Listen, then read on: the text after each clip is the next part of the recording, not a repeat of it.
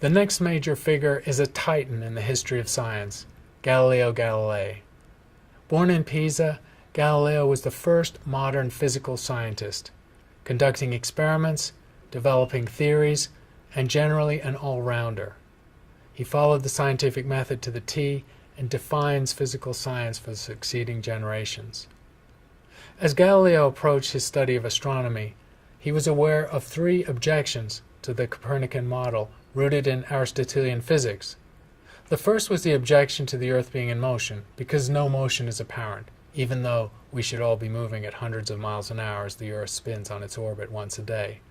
The second objection is based on the perfection of circles and spheres, and the fact that imperfections in the heaven would not be countenanced in the Greek view of the cosmos.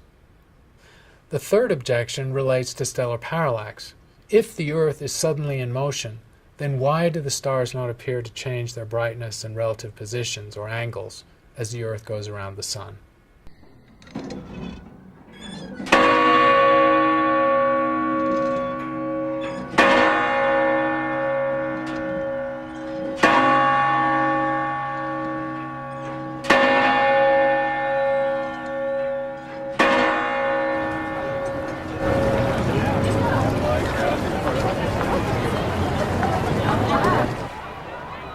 "2,000 years passed before a revolutionary breakthrough was made by a mathematics professor in the ancient maritime republic of Venice. In 1609, Galileo Galilei demonstrated an instrument that would soon be called the telescope.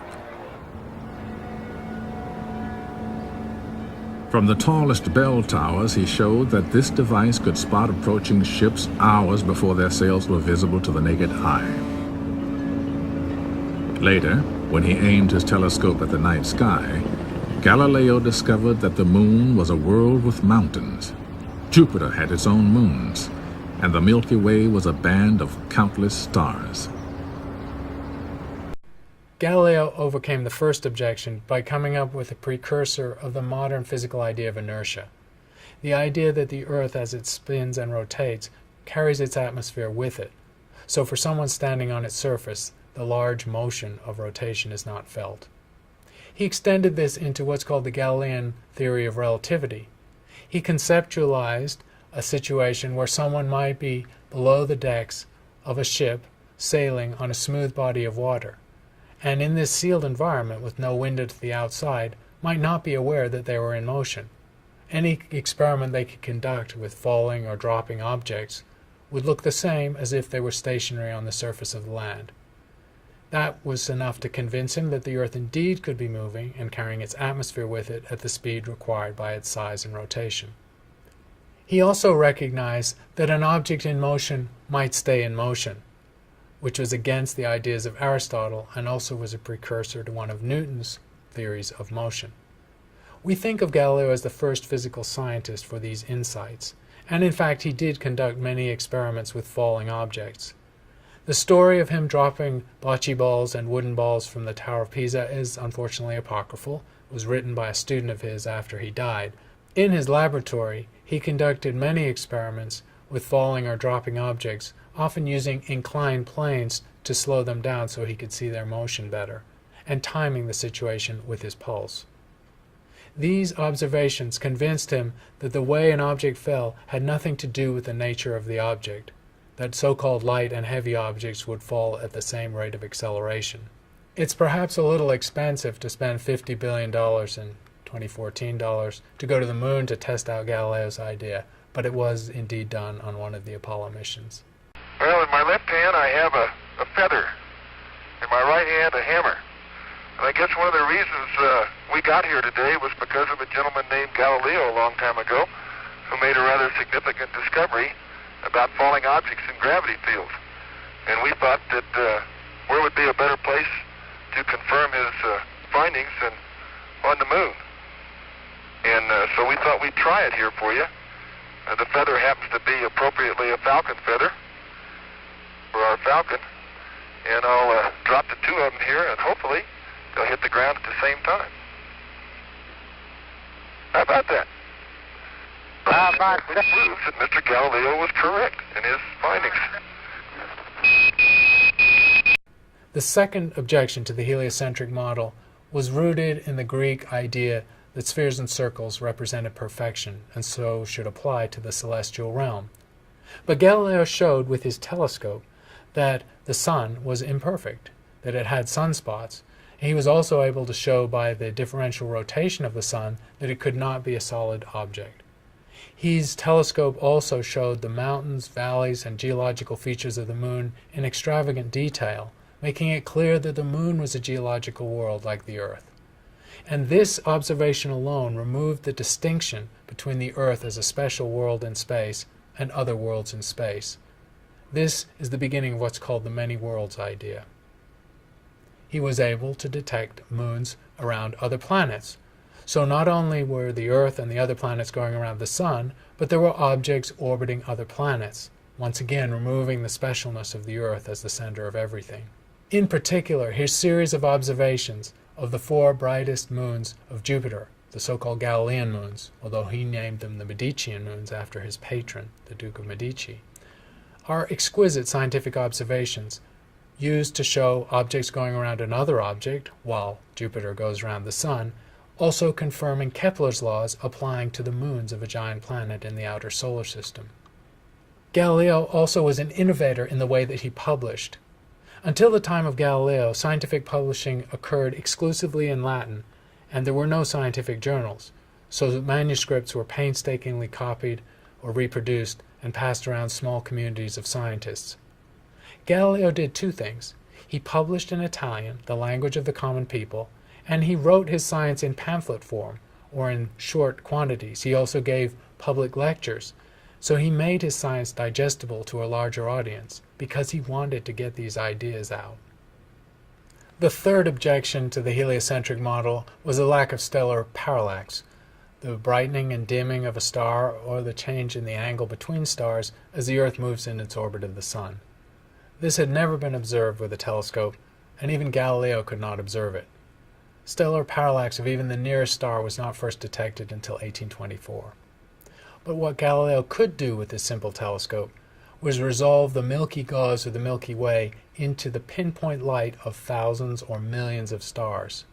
And he could calculate that the difference between the brightest and faintest stars he could see in the night sky was factors of hundreds of thousands, perhaps millions. And given the way light diminishes in intensity with distance from a source by the inverse square of the distance, that implied a difference in distance of the brightest and faintest stars, assuming they're the same kind of star, of a factor of thousands. So Galileo's observations literally gave 3-dimensional depth to the universe and convinced him that we lived in a huge 3-dimensional universe with the stars at enormous distances. However, the clinching observation for the Copernican model was the observation of the phases of Venus. In the geocentric model, all the planets orbit the Earth, and so Venus would have no change in its phases, no phases at all. But in the heliocentric model, Venus passes between the Earth and the Sun in one part of its orbit and is in the opposite side of the Sun to the Earth in another part of its orbit. So Venus should go through a full set of phases and also change its angular size depending on whether it's between us and the Sun or on the far side. Very clear prediction of heliocentric model. To the naked eye, Venus is resolved as a non-twinkling patch of light, but phases are not visible. Galileo was able to observe the phases of Venus, providing a slam-dunk affirmation of the Copernican model. And when he wrote this up in his pamphlet form in Italian, this was his center argument. While he was doing this, of course, he was making enemies with the Church. The Catholic Church had still stood behind the geocentric model and that cozy pact between humans and their creator. And Galileo was violating this with his very public affirmation that the Earth was not the center of the universe. To complete the story of Galileo, we need to know a little bit more about Galileo the man. A brilliant scientist, no doubt, but also a somewhat obstreperous and willful individual. He essentially was fired from his first university, where the physics department was run by Aristotelians who used to wear togas in homage to their idol. Galileo mocked the Aristotelians in their toga wearing so mercilessly he was essentially fired.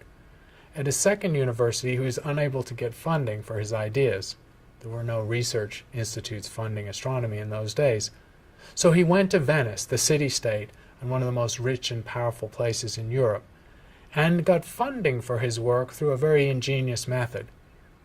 To the Doge of Venice, the leaders of Venice, he didn't sell the telescope as an astronomical device. He knew that might have no interest to them. But he took them to the top of the Campanile in St. Mark's Square in Venice and showed them that with his telescope you could see an approaching fleet hours before it docked into port. Why was that important? Well, back in those days, sea travel was dangerous, and any fleet traveling with spices or silk or valuable commodity would have ships lost to hurricanes or piracy or some that just sunk. Armed with a telescope, you could see the manifest and recognize which ships from the fleet had been lost, and say, for example, the Nutmeg ship had gone down, nutmeg being more valuable than gold at the time, ounce per ounce. You had a few hours to walk around Venice buying up all the nutmeg when you were sitting on a gold mine. It's essentially the futures market.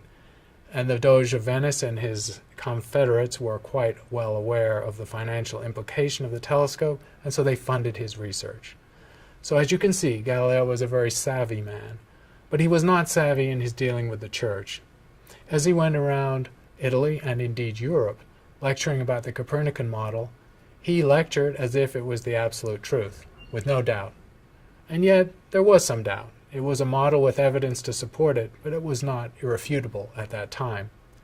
In 1633, he was brought in front of the Inquisition, and Cardinal Bellarmine, the Pope's right-hand man, warned him very sternly not to teach the heliocentric model as the absolute truth.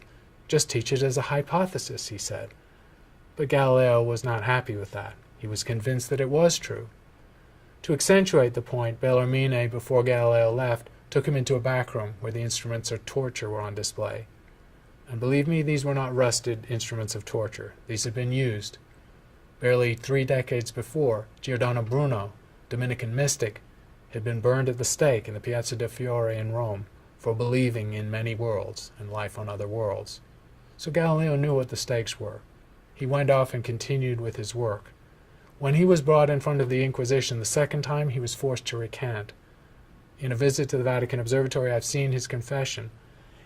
Apocryphal story says that under his breath he said, "Eppur si muove," but it really moves. But that's not clear. It looks like he genuinely recanted, and he spent the last 15 years of his life under house arrest, in not too unreasonable situation at a beautiful villa outside Florence.